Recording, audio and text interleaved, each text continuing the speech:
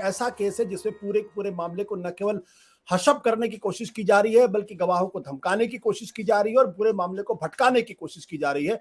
और हैरानी की बात यह कि दिल्ली पुलिस के कानों पे जूं तक नहीं रेंग रही है। मैं बार बार इस बात को दोहराता हूं कि अगर ये आरोप हमारे ऊपर या आपके ऊपर या किसी और के ऊपर लगे होते, जो जो प्राइवेट सिटीजन होता, तब भी क्या दिल्ली पुलिस का यही रवैया होता? ये सोचने वाली बात है। लेकिन जो बात अभी फिरदौस मिर्जा जी ने कही, बहुत ही गंभीर बात है कि लड़कियां हिंदुस्तान जैसी कंजर्वेटिव सोसाइटी में लड़कियां बढ़ चढ़ कर खेलों में हिस्सा लेने लगे, और इस घटना के बाद अगर कोई कार्रवाई ना हो तो कितने माँ बाप होंगे जो अपने घर की बच्चियों को खेल के मैदान में भेजने की कोशिश करेंगे?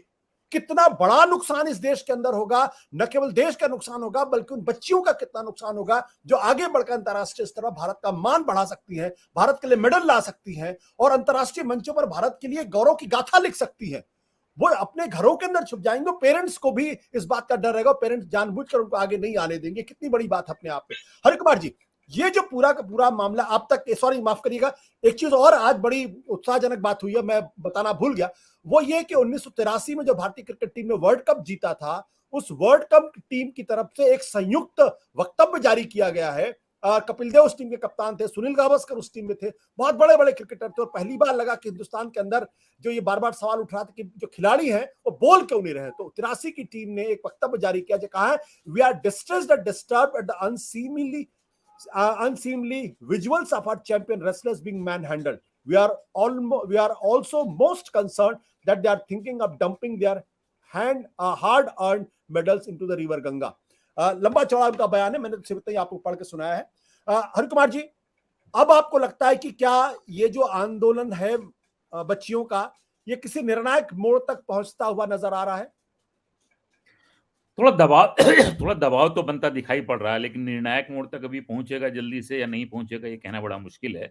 हम लोगों को पहले ध्यान होगा कि जिस तरीके से किसानों के आंदोलन के मामले में सरकार ने उसको 1 साल तक जो है लटकाए रखा था, और फिर अल्टीमेटली बाद में जब देखा कि यूपी के चुनाव आने वाले हैं, तब जाके उनको कानूनों को वापस लिया।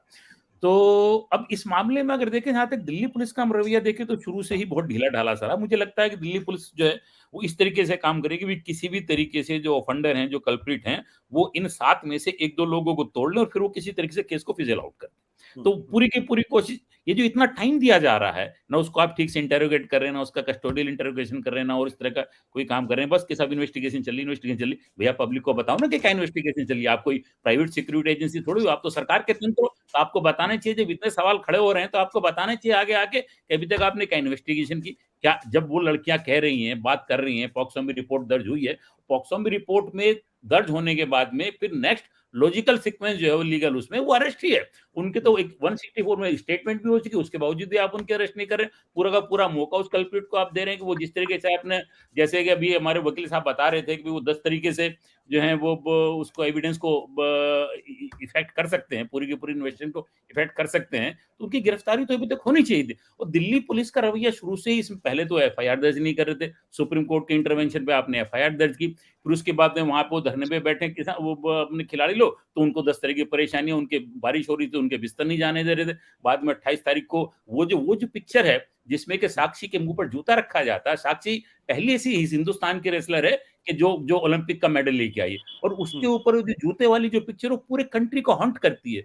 सर सबकी कंसाइंस को, मतलब वो एक तरीके से कहती है कि भाई देश में हो क्या रहा है, और बिल्कुल जंतर मंत्र पे हो रहा है जहां पे तो ये सारी चीजें, मतलब दिल्ली पुलिस का रवैया बहुत ही, वो लगता है कि भाई वो एक पक्ष को जो है वो टारगेट करना चाहते हैं। जब भी देखो, चाहे जेएनयू का केस देखो, इतने लोगों को मारा, 40 लोगों ने जाके उसको आल्ट न्यूज वाले ने उनके सबके सोशल प्रोफाइल लेके उनको आइडेंटिफाई कर दिया कि भाई ये लोग थे मारने वाले। किसी की कोई गिरफ्तारी नहीं हुई, किसी की कोई गिरफ्तारी नहीं। इस तरीके से एक नहीं, सीरियल ऑफ केसेस है पिछले 3-4 साल में। आप देखें तो लगता है कि दिल्ली पुलिस ने जो न्यूट्रलिटी का एक प्रिटेंस भी होता है, वो सब भी अपना उनका खत्म कर दिया है। आज एक और महत्वपूर्ण चीज है, महुआ मैत्रा जो टीएमसी के एमपी हैं, उन्होंने एफिडेविट का एक हिस्सा ट्वीट किया है।